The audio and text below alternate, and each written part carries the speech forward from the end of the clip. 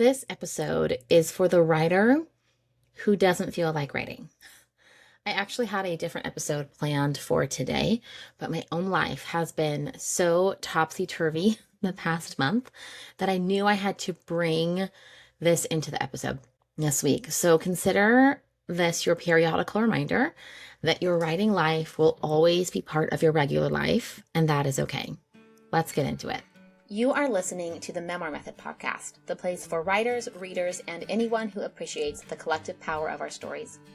In this podcast, we explore the impact of memoir alongside an examination of writing techniques and strategies used in the genre. Whether you are a writer looking for inspiration and guidance or a passionate reader seeking meaningful connections through shared experiences, the Memoir Method podcast is your go-to conversation spot. I'm your host, Charlotte, editor, writer, and the heart behind Charlotte Writes. Let's get started. So the past month has been a lot for me personally, and not all bad things, a lot of good things. I spent about a month ago, I was prepping for a big Disneyland trip with my family. And if you've been to Disney, you will know that it is not a vacation. It's not restful. It's very fun. It's a really great core memory experience for children. It's great. It's also exhausting and it's highly stimulating. You come back and you feel like you need a vacation. You need an actual vacation. So we did that. And then just a couple days after we got back, first my husband came back just sick anyway. But then a few days after we returned, I got pretty sick with strep throat. And I stayed sick for about 10 days. I'm on the mend now. It was very disruptive. It was frustrating going back and forth to doctors. It was a lot. And so now I'm finally feeling much more like myself and also trying to get back into my rhythms with, eating food that makes me feel good and moving my body. And my kids are in school. It's May, which if you have kids, you know that May is a bonkers month for school children and their parents and their teachers. We have school until mid-June. So we still have a ways to go. It's just been a lot. And on top of that, a few weeks ago, I had the distinct download, impression, spark to invest in my writing again, to pour back into that for a long time. I've kind of seen my editor self, my writer self as two distinct parts of me. And I've been pouring, again, so much into this business, into my clients, and into my family. And my writing kind of just went into hibernation mode for several months. And the universe, God, told me it was time to revive that. The time is now. And at first it was so exciting. I love writing. I love who I am when I write.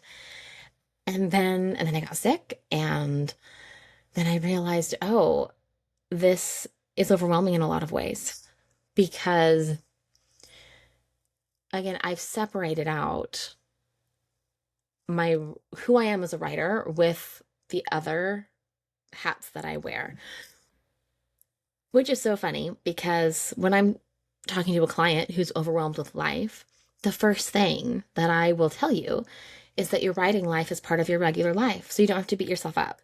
But here I am kind of beating myself up for not figuring out how to integrate these two things in a way that feels easy to me. And first off, that's just your reminder that yes, I'm an editor. I love working with writers. I'm very good at helping you pull out the story that you want to say, help you write it in a way that feels really good to you. I am also a writer. So I understand these blocks. I understand the hiccups. I understand the imposter syndrome and the overwhelm. I understand all of it because I walk through it. And so I was thinking just this morning was when I changed the podcast topic for this week. And I'm like, I needed that reminder. My writing life is not separate from my regular life. And I get to integrate both of them.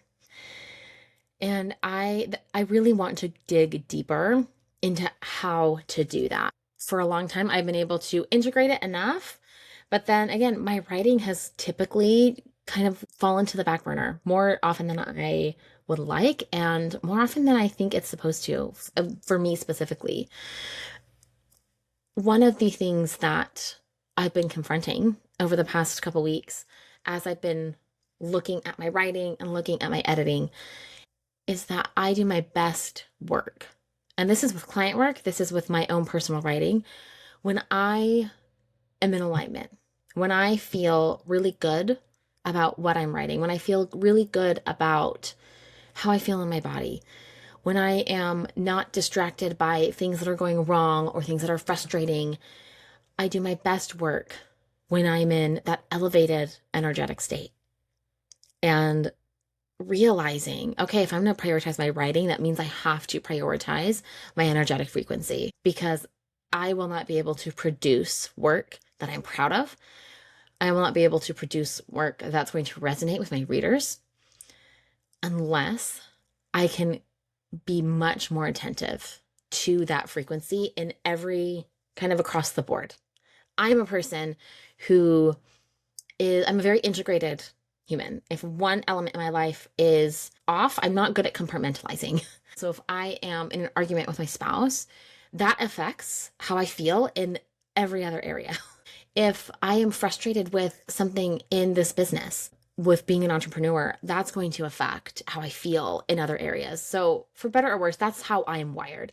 And I'm realizing I can harness that to my advantage. And so that's really what I'm kind of working on behind the scenes personally right now.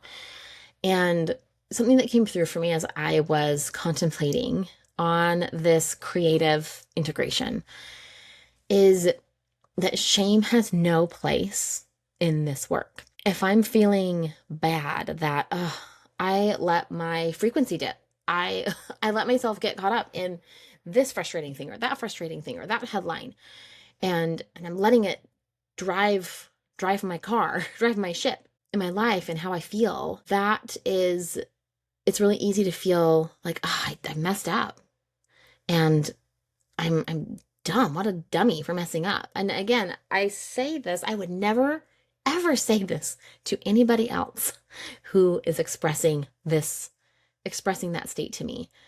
But isn't it funny how the way that we talk to ourselves is so rarely how we would actually talk to someone else who is working through the same thing?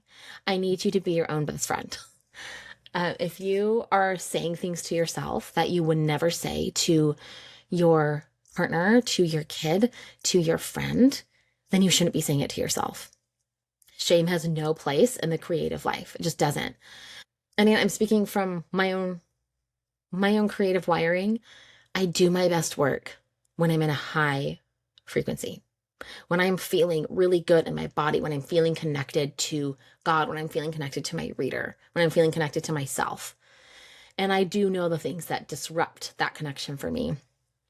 So we're here to give grace. There's no shame allowed. This episode is really, I just want to be a point of connection with you because I'm a writer and I know how it feels to feel like you've let yourself down. I know how it feels to, that when life is not lining up in a way that makes showing up to your writing easy. I know all of that. I'm not running a memoir method cohort this summer. Again, summer is kind of crazy, but I am going to be running summer programming, some workshop series. These workshops are going to really dial in on this side of writing, the energetic side, the identity side, with some really practical ways to integrate these concepts and this kind of conceptual way of thinking about creativity, but integrating it and applying it in a really practical way. I don't have official details yet. If you are on my email list, I sent out an email earlier this week with a poll in it for what you would be most interested for a workshop series. That is cracking writer's block or overcoming imposter syndrome. So if you're on my email list, go find that email and vote. I would love to know what you actually want. And if you're not on my email list, you can hop on my email list through the link in the show notes. And also you can just DM me or email me at hello@bookishedits.com. What will be most helpful to you as a writer? Would you like a series about cracking writer's block or overcoming imposter syndrome? I would love to kind of hear where you're at with that, what you need.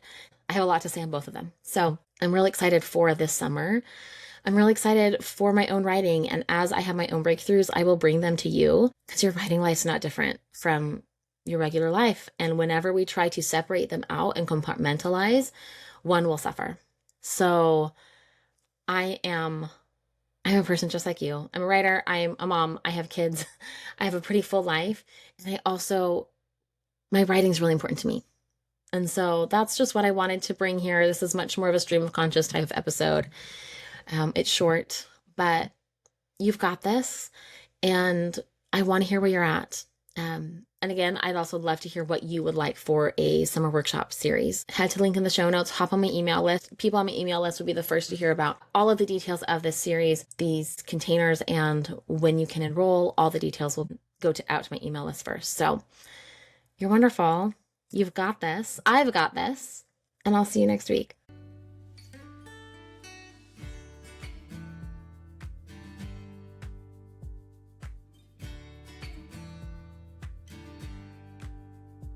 You've just listened to an episode of the Memoir Method Podcast.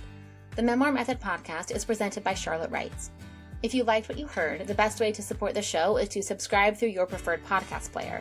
And if you're feeling especially inspired, I'd love it if you left a 5-star review on Apple Podcasts. Leaving a review really does help other readers and writers like yourself find the show. If you want to continue the conversation, you can find me on my website at charlottewrites.co or on Instagram at charlottejanewrites. Thank you for tuning in. I'll see you next time. And remember that you have a story that matters.